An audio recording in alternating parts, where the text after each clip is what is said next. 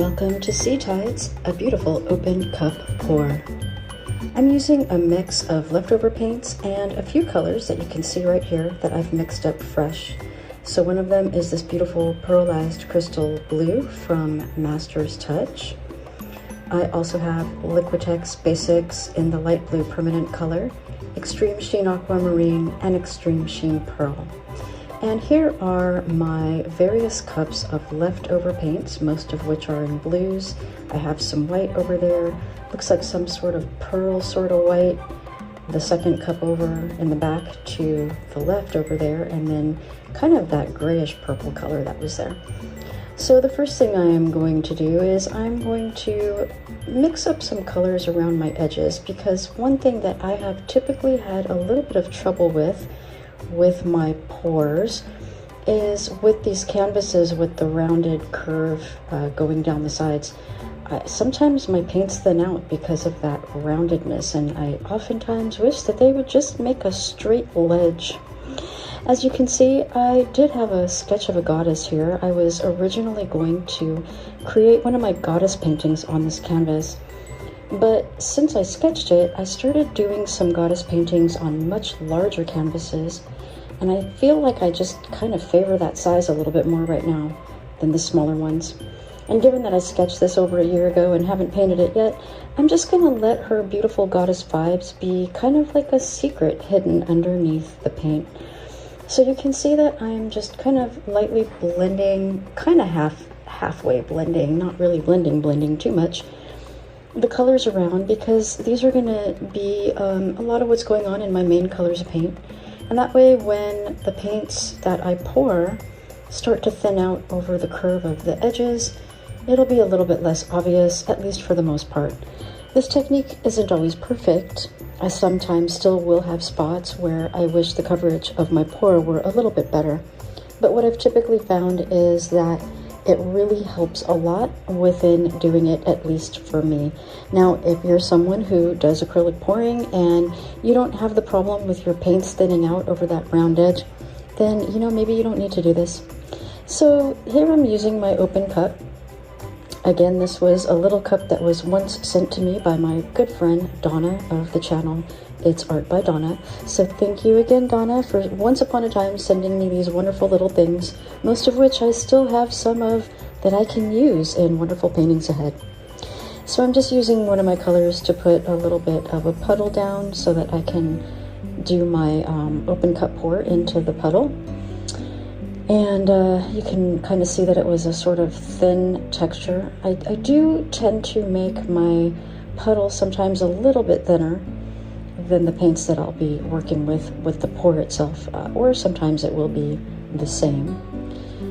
And I'm just kind of mixing in some other paint to add over in that drier part of the canvas over there, so that we can get some movement. I also sometimes will like to mix up my puddle, not having just one color. So this is that beautiful pearlized blue, and really, my friends, you got to see this in person. The being on the camera just does not do it justice. It is so shimmery and beautiful. I mean, I'm actually really surprised at how beautiful it is, because it is a pretty inexpensive paint that you can get at Hobby Lobby. It's a Hobby Lobby brand, and every other week, at least in the Hobby Lobby near me, it's actually on sale. So you can get this for, I'd say approximately $4 a tube when it's on sale, at least as of the last time I went shopping there.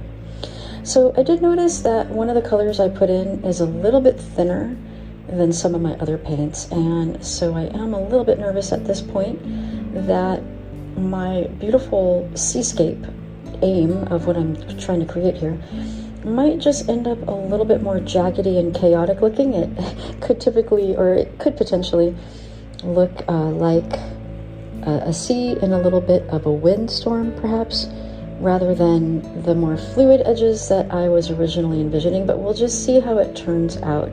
So if you're newer to fluid art, that is something to keep in mind. If the consistency of your paints is not equivalent to one another, with the exception potentially of that pillow paint that you use or flow extender paint, those can be a little bit thinner, but the paints that you use together for the actual pour need to be consistent in relation to each other. in terms of their level of fluidity, because if any of them are different, then you're going to probably get some jaggedy kind of lines, which could be perfect if that's what you want. And if that is what you want, then that would be the way to go about it.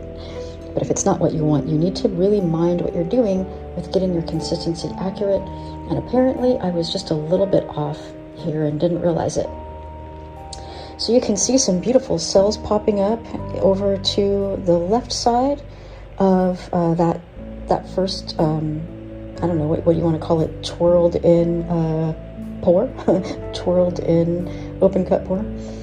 So that's one thing that's nice about letting your pour in whatever technique you're using sit for a little bit if you have used extreme sheen, because it gives it a little bit of a chance for those paints to have the effects of interacting with one another, and you'll typically get some of those cells to pop up by letting it sit a little bit. And then of course you come in and use your torch a little bit later to get out any air bubbles.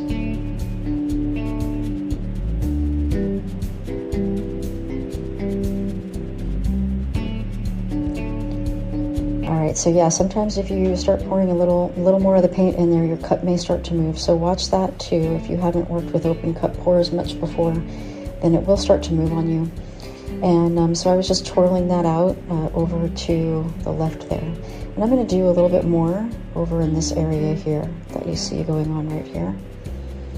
Pouring a little bit of that pillow paint around the edge. It kind of helps seal it up and also keeps it really nice and fluid to give it the room that the pour needs to go into to make the results the most ideal. So these are little tricks and tips for open cup pours.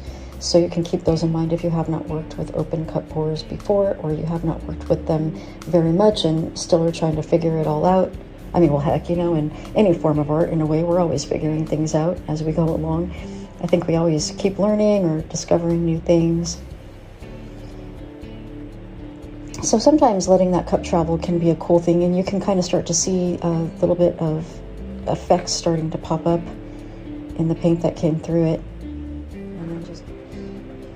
And I'm just going to smooth out this background paint a little bit, just helping it get a little bit of moisture and coverage into the dry area. And you can see where I have those cells. I always get very fascinated with cells and effects, as I think most of us who do fluid art do.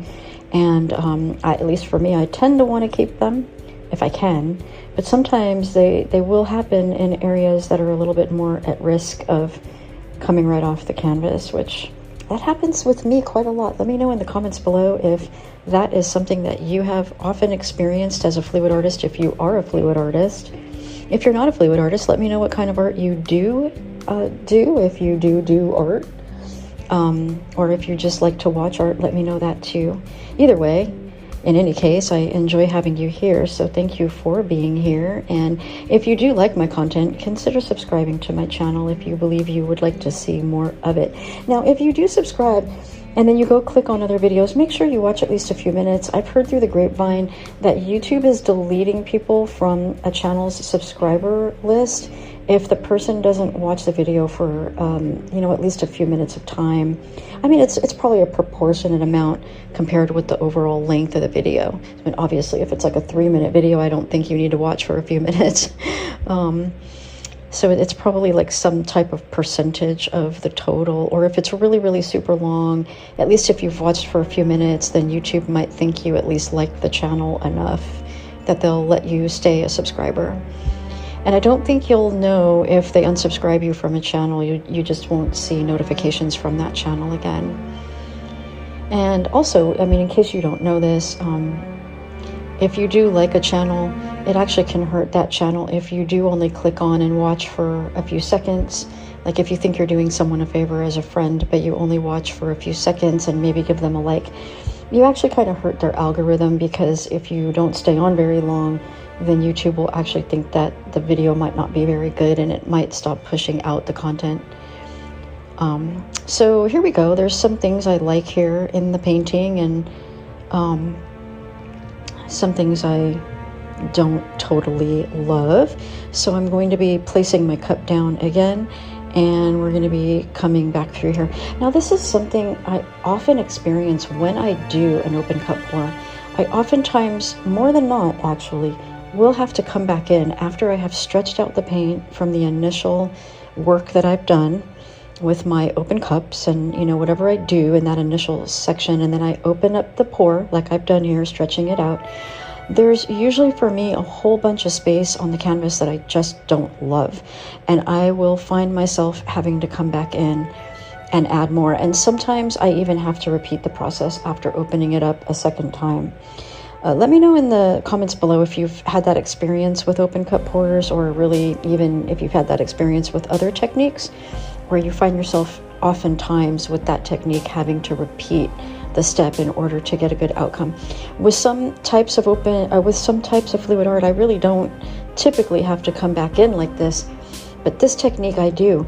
But I also end up a lot of times with really great results in my final painting with an open cup pour. And so even though I oftentimes have to work harder to get there, I really do like to do them sometimes because I really like the outcomes in general.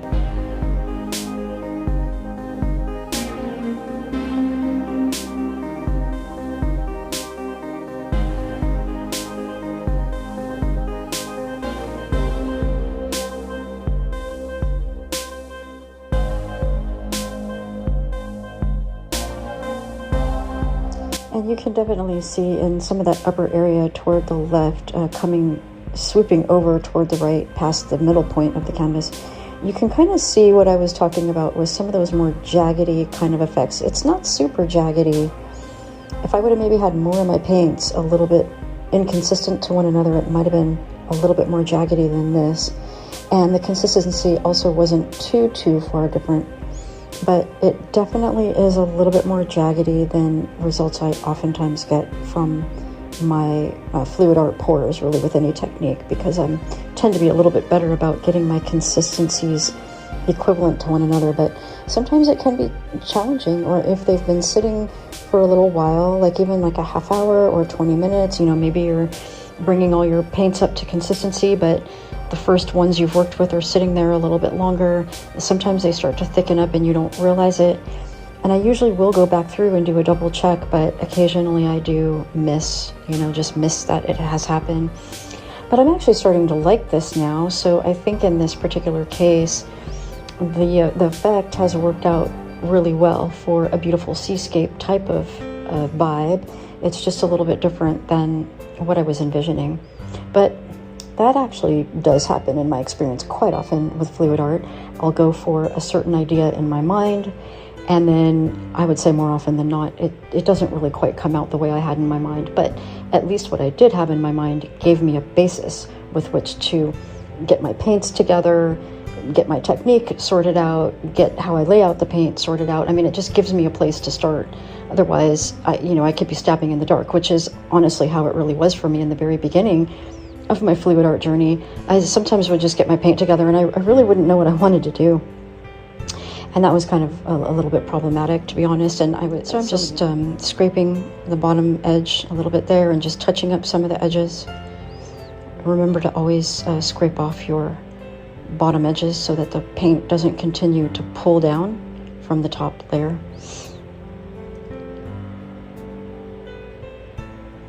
Yeah, so I'm going to go back in and fix this area a little bit. I don't totally love that there.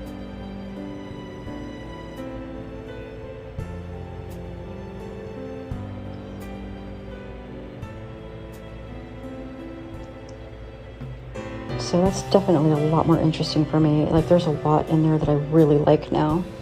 So that really transformed that. So, don't be afraid to continue to work if there's an area that you just don't like. And, at first, if you're kind of new, you might mess things up, but it's by trying that you'll start to get a feel for how the paints move. You'll start to get an understanding of ways that you can fix things or work to improve things without potentially ruining other areas. But I can't tell you how many things I did kind of ruin in trying, but if I hadn't gone for it, then I would have never gotten better at it. And it's like our good friend Angie Mason has said in the past, she probably still is, I hope, because it's a cute saying and I've never heard anyone else say it besides her. That's why I want to make sure I credit her when I use it. But it's keep pouring till you're soaring. And the idea is if you open up that painting and there's part of it you don't like, or even the whole thing you don't like, then go at it again. Keep pouring till you're soaring. I would say the only time to really quit when you're still not happy is if you've got so much paint underneath on your surface that you're in danger of really making a mess that you can't control, and it could kind of damage your house. Then I would say just call it, wrap the whole thing up into plastic and throw the whole thing away. And I have had a few occasions like that, but usually the idea of continuing to pour until I soar has actually helped tremendously.